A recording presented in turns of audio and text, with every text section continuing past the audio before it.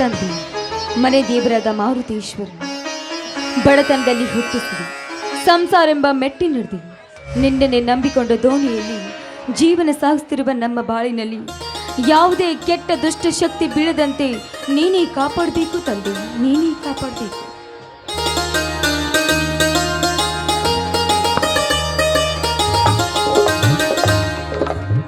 ಪಾರ್ವತಿ, ಬ್ಯಾಸಿಗೆ ಬಿಸಿಲಾಗ ಹೊಲಕ್ಕೆ ಹೋಗಿ ಬರ್ಬೇಕಂದ್ರೆ ಭಾಳ ಕಷ್ಟ ಐತಿ. ಅಂಥದ್ರಾಗ ಕರಿಕಿ ಬೇರೆ ಇತ್ತು, ನಟ್ಟು ಕಡ್ದು ಬರ್ಬೇಕಾದ್ರೆ ಭಾಳ ಸುಸ್ತಾಯಿತು. ಪಾರ್ವತಿ, ಸ್ವಲ್ಪ ಕುಡಿಯಲು ನೀರು ತೆಗೆದುಕೊಂಡು ಬರ್ತೀಯಾ? ಆಯ್ತು ರೀ.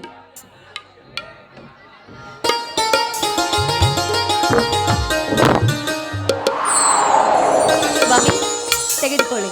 ಬಿಸಿಲಿಗೆ ಬಾಯಾರಿಕೆ ಆಗಿ ಬಂದಿದ್ರ ಅಂತ ಅನ್ಸುತ್ತೆ, ಕುಡಿದು ದಾಹ ತೀರಿಸ್ಕೊಳ್ಳಿ.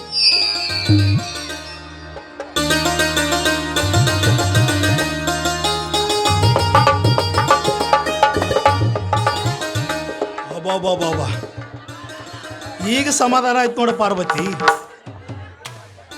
ನಿನ್ನ ಕೈಕಾಲುಗುಣ ತುಂಬಾ ಚೆನ್ನಾಗಿದೆ. ನೀನು ನೀರು ಕೊಟ್ಟರೆ ಹಾಲು ಕುಡದಂತೆ, ಹಾಲು ಕೊಟ್ಟರೆ ಅಮೃತವೇ ಕುಡದಂತೆ ಪಾರ್ವತಿ, ಅಮೃತವೇ ಕುಡದಂತೆ. ಹಾ ಹೊಗಳಿಕೆ ಸಾಕು ಮಾಡಿ. ಹೌದು, ನಮ್ಮ ಎರಿಹೊಲದಲ್ಲಿ ತೊಗರೆ ಬೇಳೆ ಬಿಳಿ ಜೋಳ ಹಾಕಿದ್ವಿ ಅಲ್ಲ, ಬೆಳೆ ಹೇಗೆ ಬಂದಿದೆ ರೀ? ಅಯ್ಯೋ ಅಯ್ಯೋ ಪಾರ್ವತಿ, ಏನಂತ ಹೇಳಲಿ ಪಾರ್ವತಿ.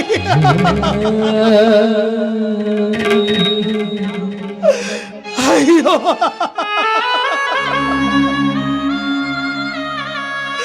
ಯಾರೋ ಪಾಪಿಷ್ಠರು ಮೊಳಕಾಲು ಮಠ ಬೆಳೆದ ಬೆಳೆಯನ್ನು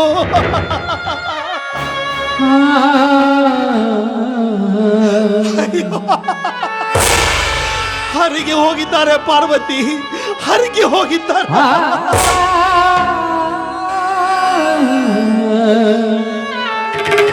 ಅಯ್ಯೋ ಶಿವನೇ, ಬೀಜ ಗೊಬ್ಬರ ತಂದು ಬಿತ್ತನೆ ಮಾಡಿದ್ರು ಕೂಡ ಕೈಗೆ ಬಂದ ತುತ್ತು ಬಾಯಿಗೆ ಬರೆದಂತಾಯ್ತಲ್ಲ ಸ್ವಾಮಿ. ಪಾರ್ವತಿ,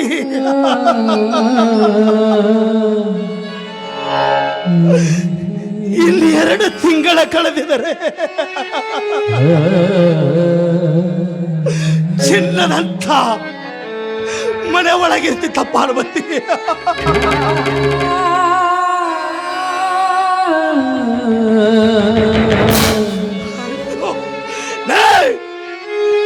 ಮಗನ ರಂಗೇಗೌಡ, ಇದು ಖಂಡಿತ ಖಂಡಿತ ನಿನ್ನ ಕೆಲಸನತೆ ನನಗೆ ಚಂದಾಗಿ ಗೊತ್ತಿದೆ. ಆ ರಂಗೇಗೌಡೆಂಬ ಗೋಮುಖ ವ್ಯಾಘ್ರ ಈ ಭೂಮಿ ಮೇಲೆ ಬದುಕಿರುವವರೆಗೂ ಹೆಣ್ಣಿನ ಶೀಲತನಕ್ಕೆ, ರೈತರ ಮನೆತನಕ್ಕೆ ತೊಂದರೆ ತಪ್ಪಿದ್ದಲ್ಲ ಸ್ವಾಮಿ, ಲೇ ಮಗನ ರಂಗೇಗೌಡ, ನಮ್ಮ ಹೊಲದ ಬೆಳೆ ಹರಿಗೆ ಬಿಟ್ಟಂತೇಳಿ ಬಹಳ ಖುಷಿ ಪಡಬೇಡ. ನನ್ನ ದೈವ ಮಂತ್ರದಿಂದ ನಿನ್ನ ಕುತಂತ್ರ ಬುದ್ಧಿಗೆ ಕಡಿವಾಣ ಹಾಕಿ ಬಿಡುವೆ ಮಗನ. ತಂದೆ, ನಮ್ಮ ಕಷ್ಟಗಳನ್ನು ನೋಡಿ ಕಲ್ಲಾಗಿ ಕುಳಿತಿರುವೇನಪ್ಪ ಉಗ್ರ ನರಸಿಂಹ. ಅಂತ ನರವ್ಯಾಘ್ರ ಅಂತ ರಂಗೇಗೌಡನನ್ನ ಸಂಹರಿಸಲು ನೀನು ಯಾವಾಗ ಬರುವೆ ತಂದೆ? ನರಸಿಂಹ ಸ್ವಾಮಿ, ಯಾವಾಗ ಬರುವೆ? ಸಮಾಧಾನ ಮಾಡಿಕೋ ಪಾರ್ವತಿ, ಸಮಾಧಾನ ಮಾಡಿಕೋ. ಹುಟ್ಟಿಸಿದ ಶಿವ ಹುಲ್ಲು ಮೇಯಿಸುವುದಿಲ್ಲ ಪಾರ್ವತಿ, ಹುಲ್ಲು ಮೇಯಿಸುವುದಿಲ್ಲ. ಸಂಕಟ ಬಂದಾಗ ವೆಂಕಟರಮಣ ಗತಿಯಂತೆ ಭಕ್ತರನ್ನು ರಕ್ಷಿಸು, ದುಷ್ಟರನ್ನು ಶಿಕ್ಷಿಸದೆ ಬಿಡಲಾರೆ ನನ್ನ ತಂದೆ ನೀಲಕಂಠ, ನೀಲಕಂಠ.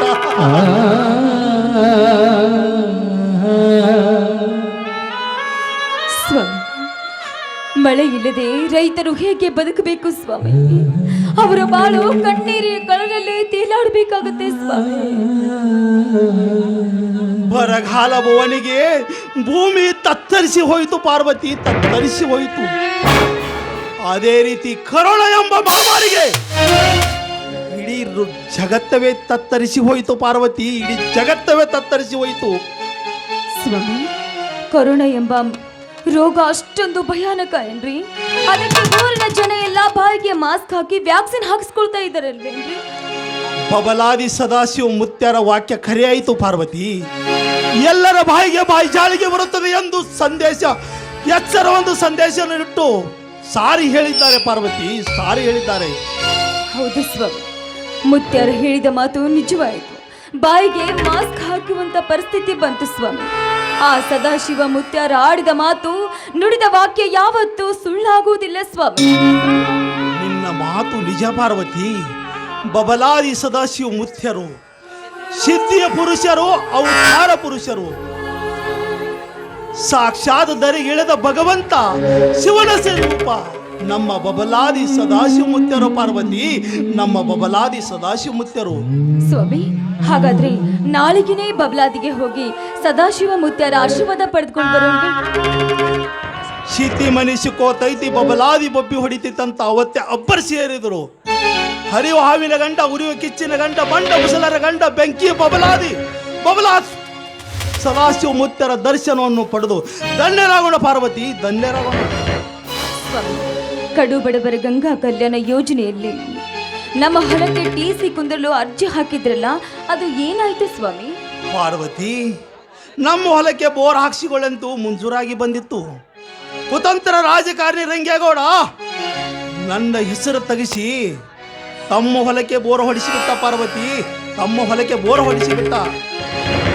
ಸ್ವಾಮಿ, ಇಲೆಕ್ಷನ್ ಬಂದಾಗ ಮನೆ ಮನೆಗೆ ಬಂದು ನಿಮ್ಮ ಮನೆಗೆ ನೀರಿನ ವ್ಯವಸ್ಥೆ ಮಾಡ್ತೀವಿ, ಕಲಿತ ವಿದ್ಯಾರ್ಥಿಗಳಿಗೆ ಉದ್ಯೋಗದ ವ್ಯವಸ್ಥೆಯನ್ನ ಮಾಡ್ತೀವಿ ಅಂತ ಸುಳ್ಳು ಅಪಾದನೆ ಕೊಟ್ಟು ಮಳ್ಳ ಮಾಡಿ ಗೆದ್ದು ಬರ್ತಾರಲ್ಲ ಅಂತ ನೀಚ ರಾಜಕಾರಣಿಗಳು ಸ್ವಾಮಿ ಅವರು. ಮೊದಲು ಕೊಟ್ಟು ಕಿತ್ತು ತಿನ್ನು ಹದ್ದುಗಳೆಂದರೆ ಅದು ರಾಜಕಾರಣಿಯರ ಮಾತ್ರ.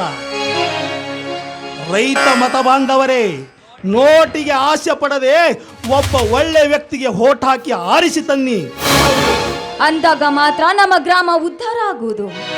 ರಂಗೇಗೌಡನಂತ ವ್ಯಾಘ್ರ ಉಗ್ರ ರಾಜಕಾರಣಿ ನಮ್ಮ ಊರಲ್ಲಿ ಇರುವ ತನಕ ನಮ್ಮ ಯಾವ ರೈತರಿಗೆ ಮನಸ್ಸಿಗೆ ನೆಮ್ಮದಿ ಇಲ್ಲದಂತಾಗಿದೆ ಪಾರ್ವತಿ. ಮಾಡಿದ ಉಣ್ಣು ಮಾರಯ್ಯ.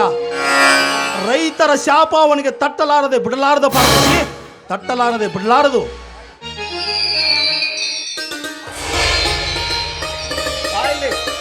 ರೀ, ಕೈ ಬಿಡ್ರಿ, ಏನ್ರಿ ನಿಮ್ ತುಂಟಾಟ? ಮೈದಂಡ್ರು ತೋಟದ ಕಡೆ ಹೋಗಿದ್ದಾರೆ, ಬಂದ್ರೆ ಏನ್ ಗತಿ ಆಗುತ್ತೆ ಹೇಳಿ?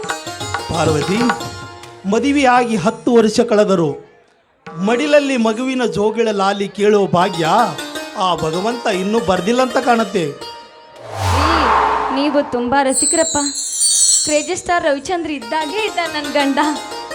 ಆಯ್ತ್ರಿ, ನಿಮ್ ಇಷ್ಟದಂತೆ ಆಗ್ಲಿ. ಪಾರ್ವತಿ, ಈ ನಿನ್ನ ಮಧುರ ಕಂಠದಿಂದ ಒಂದು ಇಂಪಾದ ಗೀತೆಯನ್ನು ಹಾಡಬಾರದೆ? ನಿಮ್ಮ ಮಾತನ್ನ ಮೀರುದಂತೆ.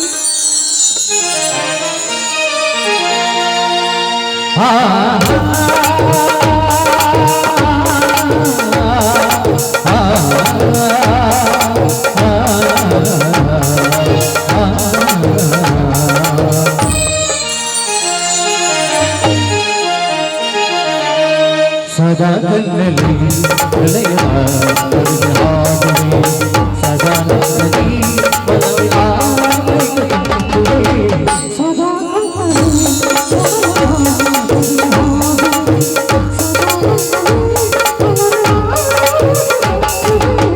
ಸದಾ ಕಣ್ಣಲ್ಲಿ ಪ್ರಳಯ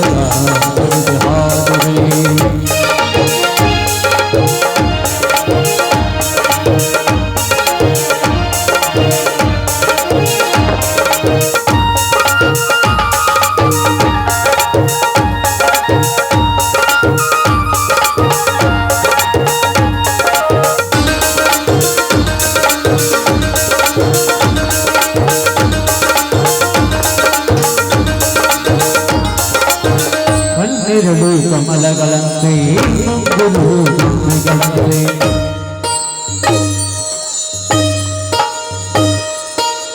ಕಣ್ಣೆರಡು ಕಮಲಗಳಂತೆ ಗುರುಗಳಂತೆ ಆಸಿಕವು ಸಂಪಿಗೆಯಂತೆ ನೀತಗಳು ಹೂವಿರುವಂತೆ ಆಸಿಕವು ಸಂಪಿಗೆಯಂತೆ ನೀತಗಳು ಹೂವಿರುವಂತೆ ನಡೆಸಿರೆ ಆಟದಂತೆ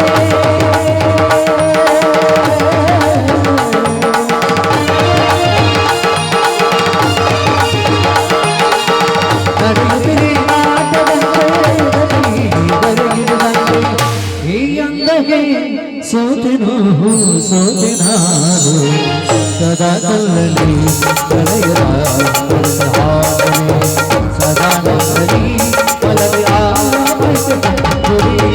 ಸದಾ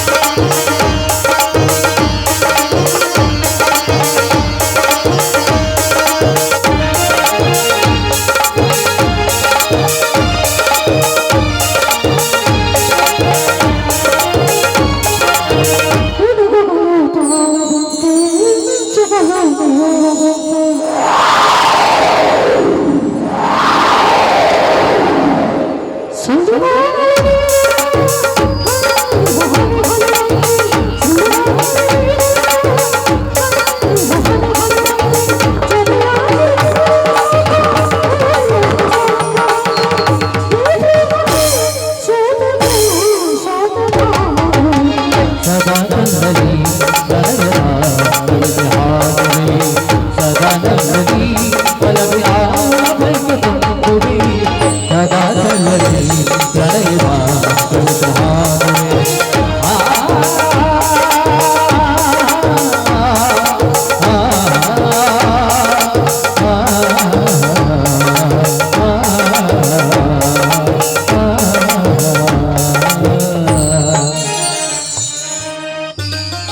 ಪಾರ್ವತಿ, ನನಗೆ ಸ್ವಲ್ಪ ರೈತ ಸಂಘದ ಮೀಟಿಂಗ್ ಇದೆ, ಸ್ವಲ್ಪ ಹೊರಗಡೆ ಹೋಗಿ ಬರ್ತೀನಿ. ಮನೆಯಲ್ಲಿ ಸ್ವಲ್ಪ ಒಬ್ಬಳೇ ಇರ್ತೀಯ, ಸ್ವಲ್ಪ ಹುಷಾರಾಗಿರು ಪಾರ್ವತಿ. ಆಯ್ತು ಸ್ವಾಮಿ, ಹಾಗಾದ್ರೆ ಬೇಗ ಹೋಗಿ ಬಂದ್ಬಿಡಿ. ಬಾ.